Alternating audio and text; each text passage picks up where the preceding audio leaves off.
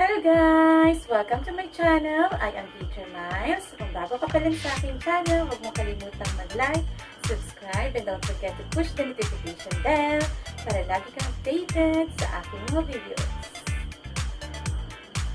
For today's video guys, ay ipapakita ko sa inyo yung effort na ginawa ng aking mga batchmates from Ross National Comprehensive High School Batch 2003. So, alam niyo guys, sa kabila ng krisis na dinaranas ng ating mundo, ng buong mundo, dahil sa COVID-19 pandemic, ang dami pa rin pong mga Good Samaritans na handa mag-abot ng tulong doon sa mga nangangailangan.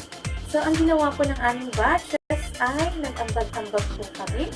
May mga nagpaabot ng mga tulong pinansyal para po ma-implement itong aming napagkasunduan na magbigay ng mga tulong doon sa mga piling beneficiaries na aming mabibigyan. Okay, so dahil hindi naman lahat ng mga tumulong ay naisama dito sa ating mga videos and pictures, dahil nga hindi lahat ay nandito sa isang lugar lang. Marami po kasi mga nagbigay ng tulong from abroad, sa ibang lugar. At ayan, inipon po ng aming mga committees. Ayan. So, saludo ako guys doon sa mga nag-initiate para may isa katuparan ito. At doon sa mga nag-volunteer na maghatid ng mga tulong, ng mga goods doon sa mga beneficiaries.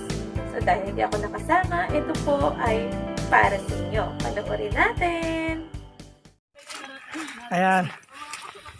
Hello po, malapit na po kami sa aming pupuntahan sa lugar ng sakop ng RAI. Ayan po, yung mga batch namin, batch 2003 po, nag-sacrifice para lang po makibigay ng tulong sa bahay po dito sa looban. Ayan.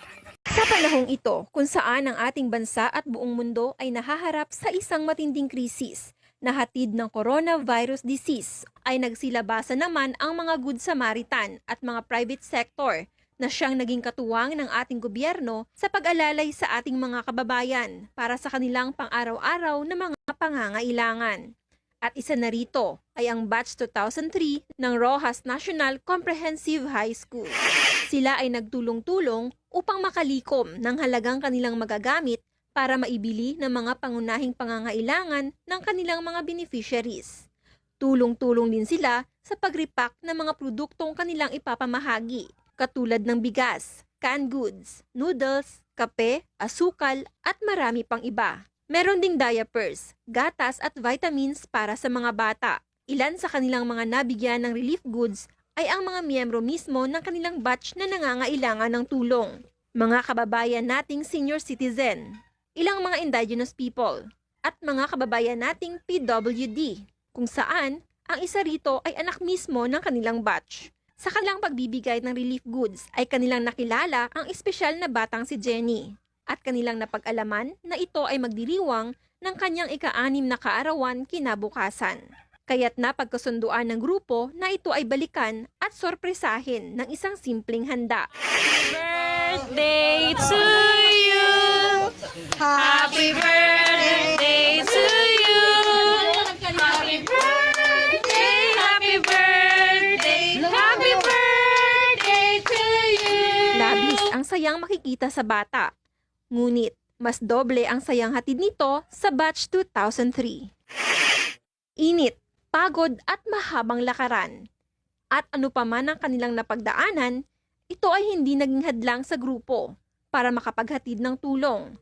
Dahil ang kapalit naman nito ay ang saya at ngiti sa mga labi at labis-labis na pasasalamat mula sa ating mga kababayan na kanilang natulungan. Nalakot kami ng tatlong bundok. So, ano feedback? Kahit napakalayo, narating namin. Kaya ano kahit feedback ng mataas. mga nasa bundok na yon? Ayun, masaya sila. Isa lamang ang Ranches Batch 2003 sa nagpapatunay na anumang krisis o pagsubok ang sa atin ay dumating, ito ay ating makakaya kapag tayo ay nagsasama-sama, nagtutulungan, at nagkakaisa. Mabuhay po kayo, Batch 2003 ng Rojas National Comprehensive High School.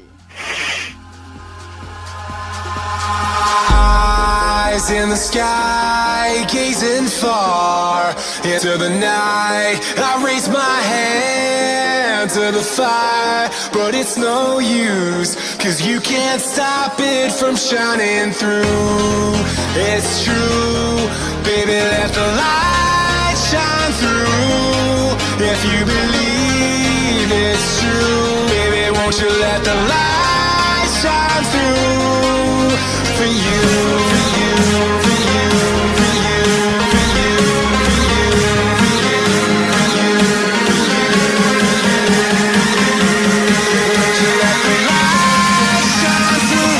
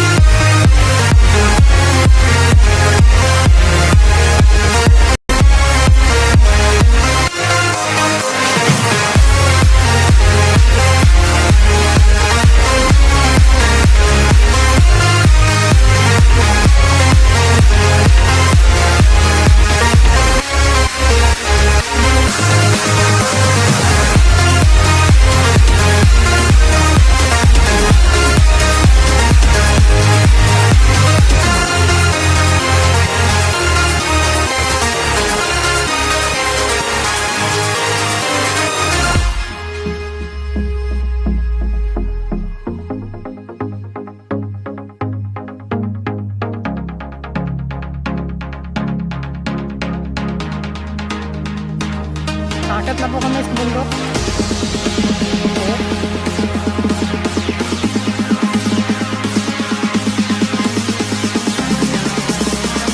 Yan, pinangunahan po ni Sir Dario Rodriguez.